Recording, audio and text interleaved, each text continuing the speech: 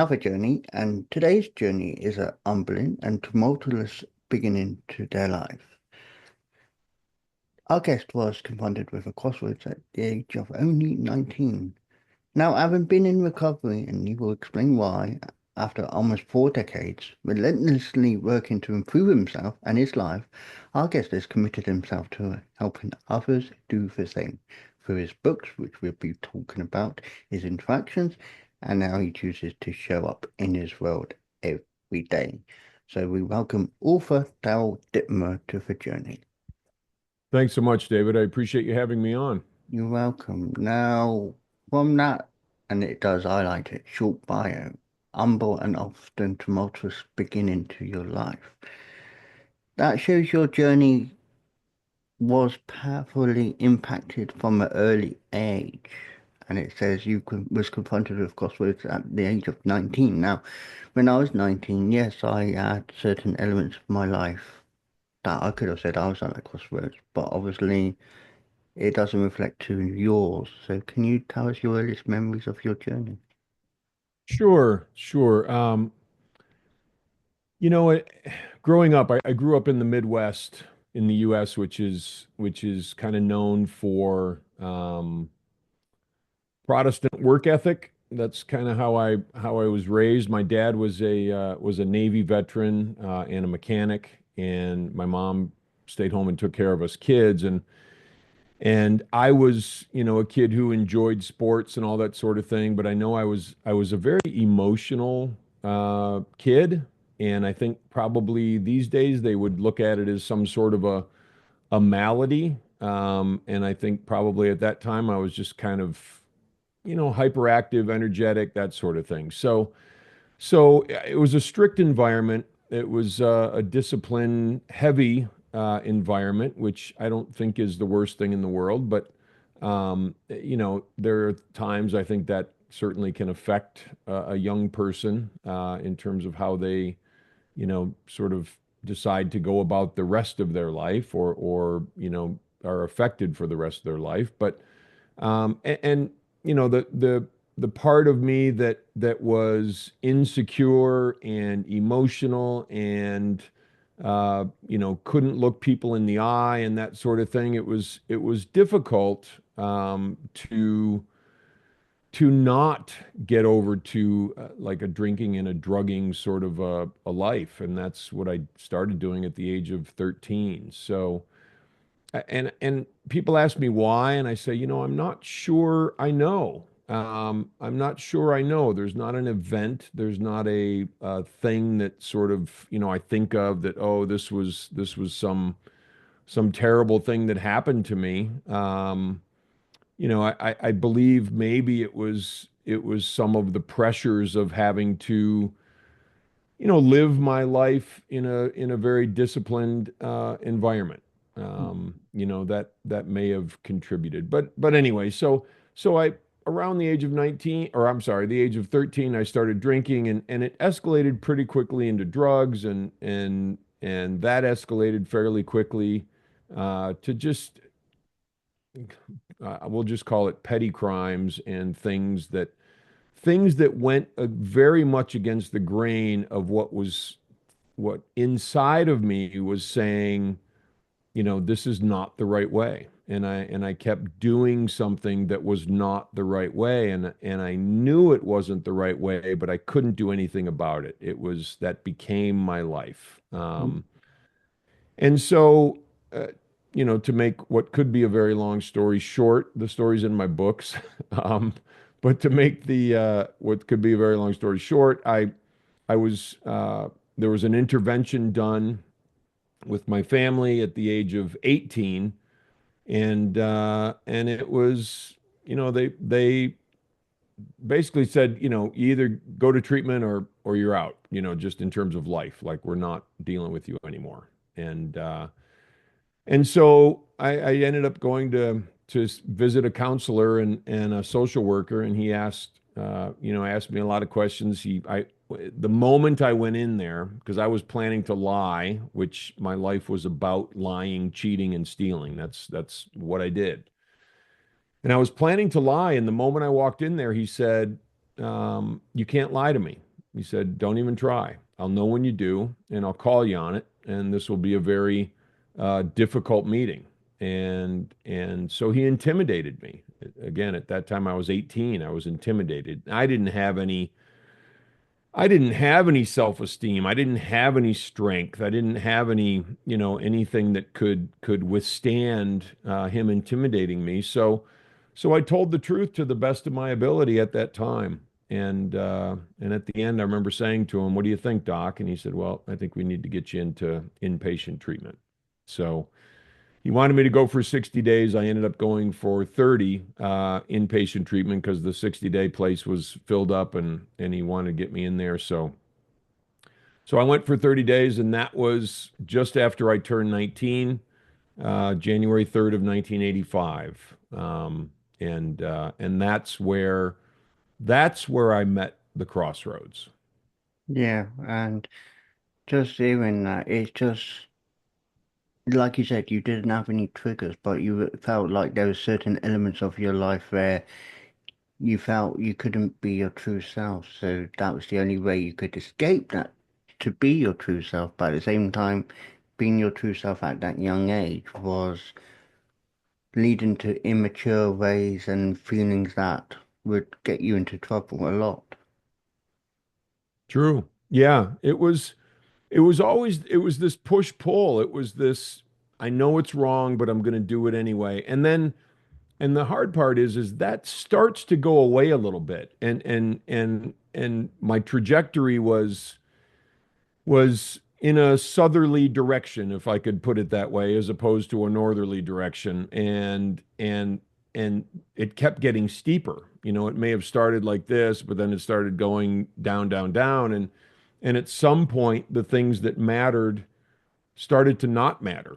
And then things that mattered even more started to not matter. And that had to do with my family. That had to do with my upbringing. I was raised as a Lutheran, just from a religious perspective, and I don't subscribe to that anymore. But at that time in my life, that not mattering to me was a big deal because I was taken to church every week, for when I was young, and that sort of fell away. My relationships fell away. Everything that what I wanted to do at that time, which was also against my grain, was to just hang out with the people that, and I'm not saying they were bad people, but the people that were just like me in terms of the addiction.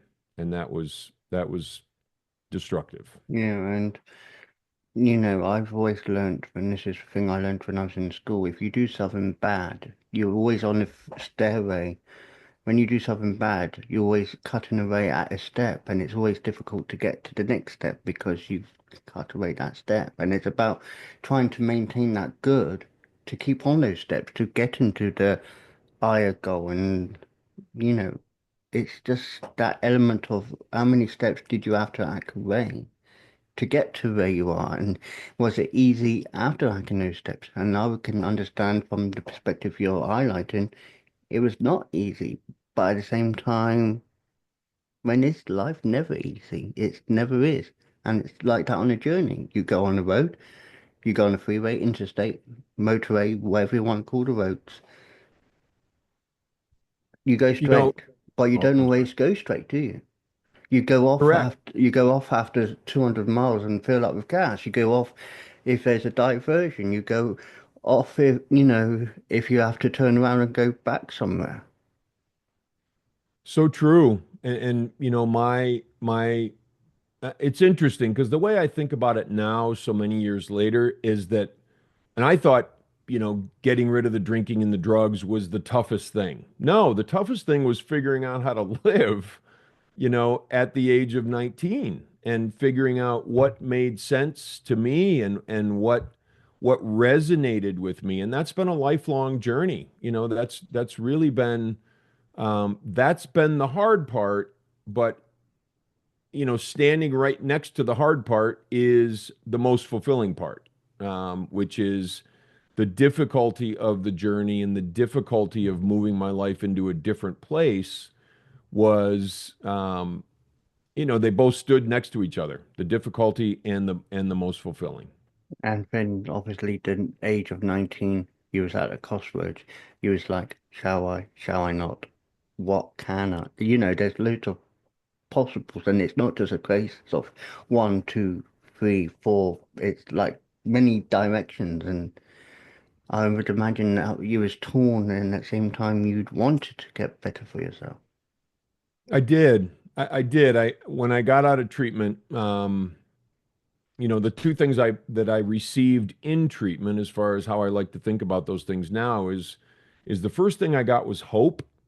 And it wasn't as much, as I look back, it wasn't as much hope about staying off the drinking and the drugs. It was hope that I could live a life where I felt good, all right, where I could live a life where I enjoyed it. A couple days before I went into treatment, and this was December 31st of 1984.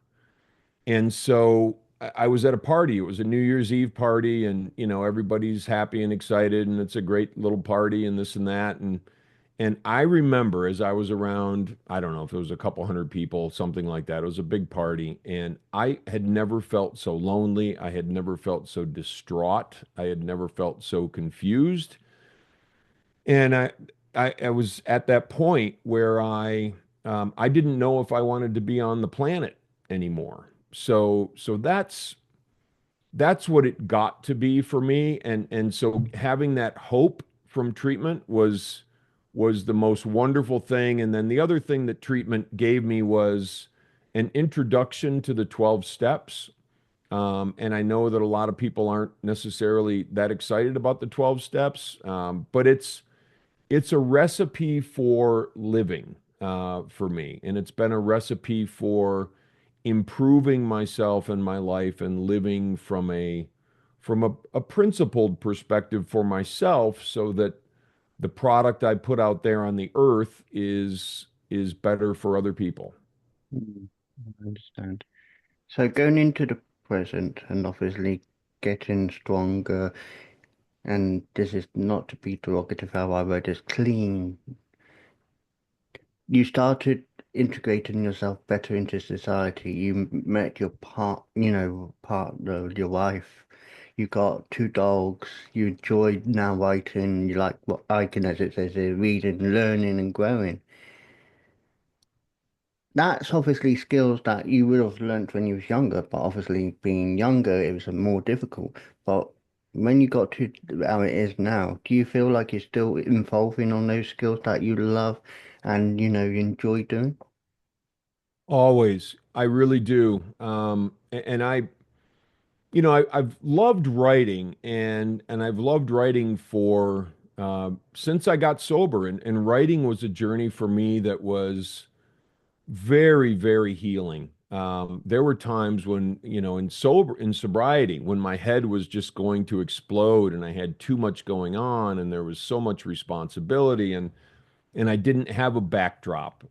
If I didn't make it, there was nobody there that was gonna, give me money or help me out or anything like that. So I had to figure it out, and I took that upon myself, and sometimes that was very difficult. But it's become such a wonderful journey, and the writing part for me started when I was just throwing down my emotions on paper, and I was writing on a yellow legal pad, and there wasn't any agenda. It was just writing. Whatever's inside of me, get it out. And I did a lot of that, and that was incredibly useful in terms of just helping me see what's going on, with me. Because when it's all in here and it's all stuck in our hearts, it's very, very difficult to see. And so I do still many of the things. I don't have those sort of emotional, having to get things out moments, but in writing my books was also incredibly healing because it brought me back through the entire journey. And I like to I'm just grateful for my life today, but that even made my gratitude more profound and more deep, because I could see the journey in my book, and I can't see it in my head. I had to write it down before I could see it. So all of those things that I used to do, I still do to whatever degree because it doesn't end until they're kicking dirt on me. Yeah, and it's the saying, and it goes back to the reference of the film. It's like a never-ending story, and your life is never-ending. When you're at your lowest point, even at the point of when there's no hope, there's still chapters being written. And after overcoming those problems, I've been there myself, not with addictions or such, but the fact was I've had traumatic experiences. Yes, it's brought me down to the lowest points at times, and feel bad that it happened, but at the same time, I got out of it, and look back and I reflect, and I say, it's part of the never-ending story, and I'm learning by it, and I wish I could get a piece of paper and pen and do what you do. I call it journaling because you are writing your own journal, and you're always writing it. I wish I can and I do recap it often, so I can write it down if I have to. But I just feel like if I have to, I'll be triggering myself. But at the same time, it might help someone else to talk about my journey. Mm. That's an interesting way to think about it. Yeah, no, I hear you. One of the things I learned in the 12 steps, at least, that's worked for me is to get the things that are bottled up inside of me out into the fresh air.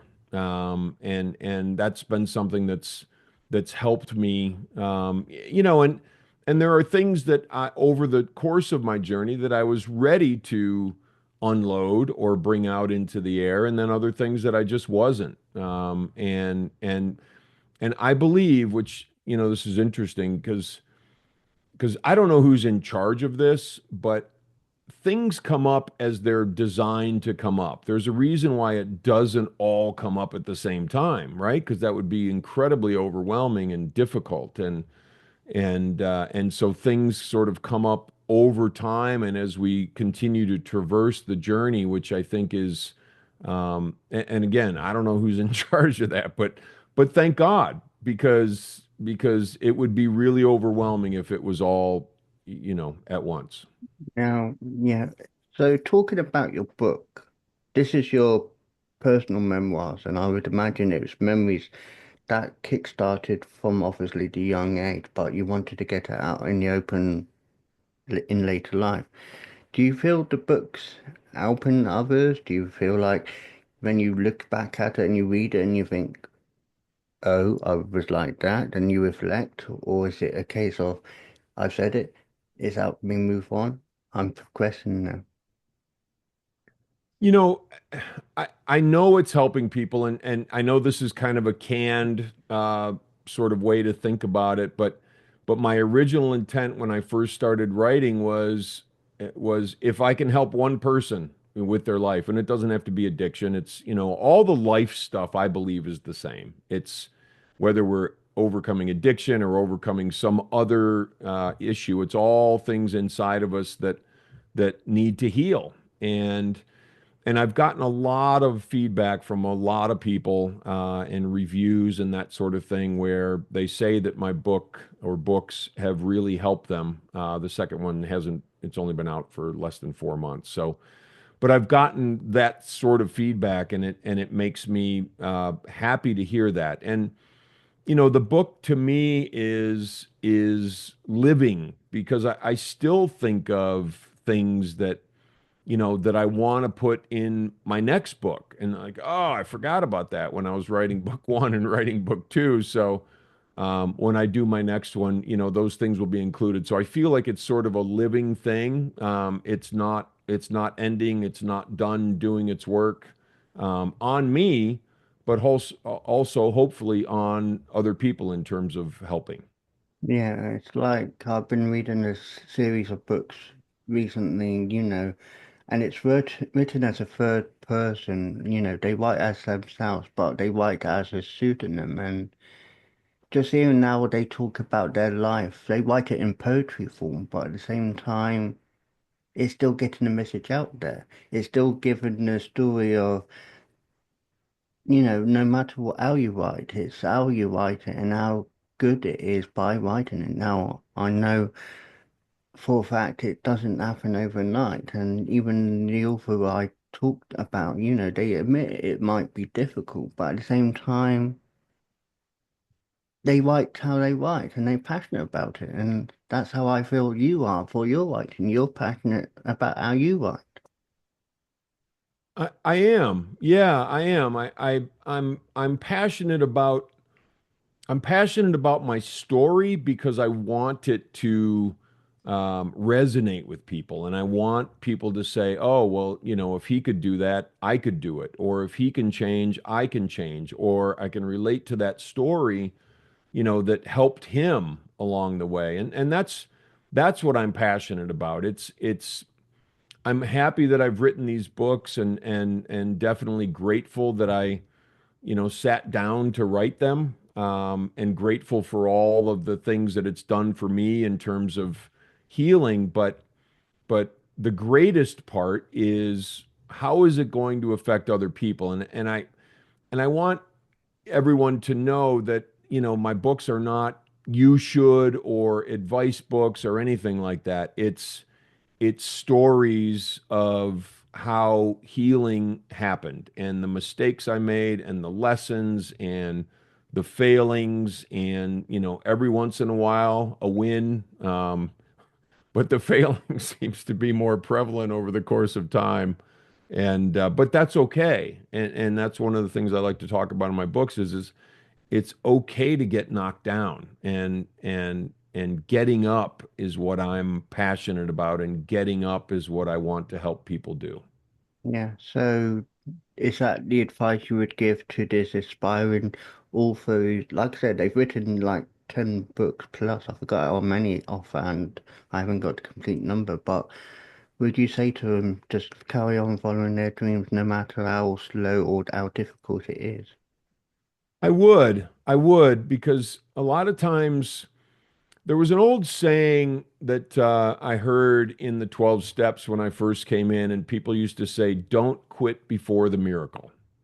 And whether that whatever inspiration that provides it, for me it wasn't a religious thing or a God thing, or the sort of the way we think about miracles. It was keep going until you get some result, and maybe it's the results you want and maybe it's not the results you want, but maybe in not the results you want, you find a road to different results, and sometimes it's better results. And that's one of the things that I think is crucially important, is to understand that I can have the things that I want to do laid out, and I'm not a big fan of, I don't do a lot of goal setting. I think of life more from an intentionality perspective and my intentions, but I'm not in charge of necessarily how things go, because life happens, and life will take its turns, and things will happen that we don't like, and things will happen that we don't necessarily agree with, and coming to understand that that's okay, because I guess I'd like to profess that the truth can be, life can be so much better than we can even imagine. Hmm. And that's a really cool thing for me to be able to say, which I'm grateful to be able to say, because I would never have been able to orchestrate my life and what has happened, and how grateful I am for how it is now. Yeah, so talking about your two books, obviously, I think I read they are available on most places, and you also do a podcast. Can we talk about your books? And obviously, you can promote your podcast because it'd be a good way of cross-referencing for people if they want to listen more or even read about you. Sure. My books are they're both on Amazon. The first one is called When I Stop Fighting: The Unexpected Joy of Getting My Head Out of My, I won't say it, but uh,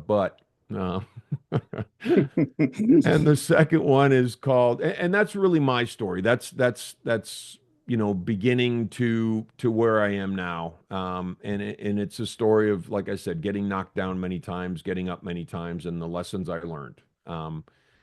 And then my second one is When You Stop Fighting, and the subtitle is The Road You're On Is Your Own Asphalt.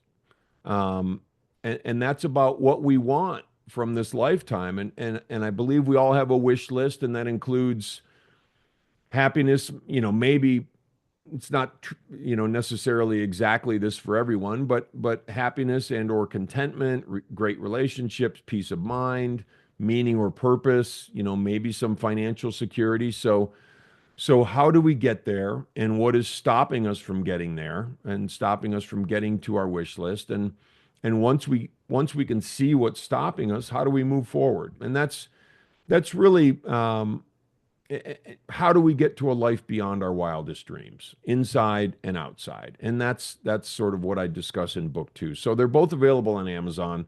You can just type in the title or type in my name. I have a website, which is daryldittmer.com, DarylDittmer.com.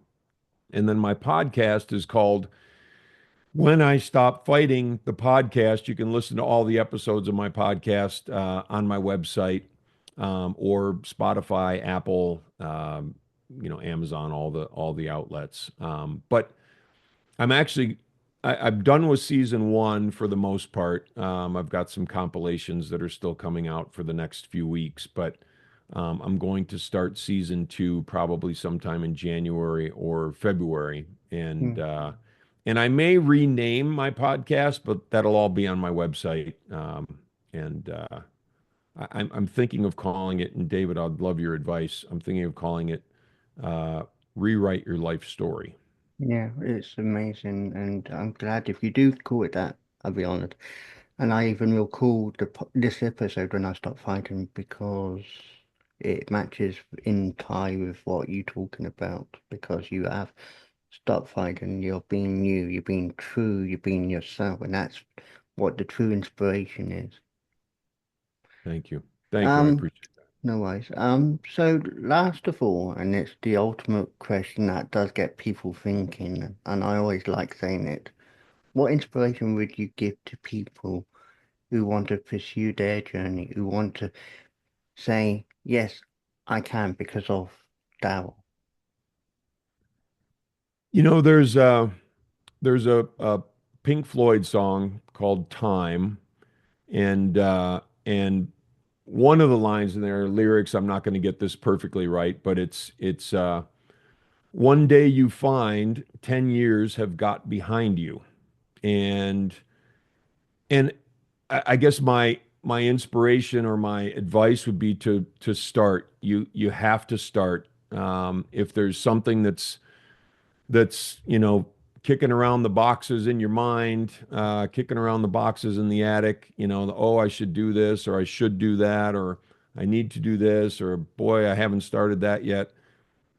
Starting is the most important thing, and you don't have to be good at it. You don't have to understand it. You don't have to anything. All you have to do is start, and then the road, I've found, opens in front of you. You're shown where to go. I was shown where to go. I was shown what to do. I made a ton of mistakes. I stepped in a whole lot of piles of dog doo-doo along the way. But starting is the way to get that ball rolling, and I think that's the most important thing. Well, thank you for sharing your journey with us. I hope the words, hope the inspiration, hope the books, the podcast, whatever you want to list, will help others, and I know it will be in the description in the podcast as well as the links below or in the description. And thank you for sharing your journey. Thank you, David. I really appreciate you having me on.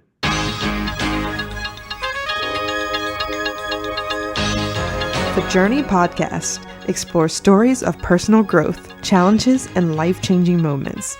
Each episode dives into unique experiences, offering insights and inspiration for listeners navigating their own paths.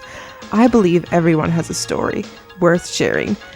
If you'd like to share your journey with David and others, email your story to wisewords1983@reborn.com, and it may be featured in a future episode.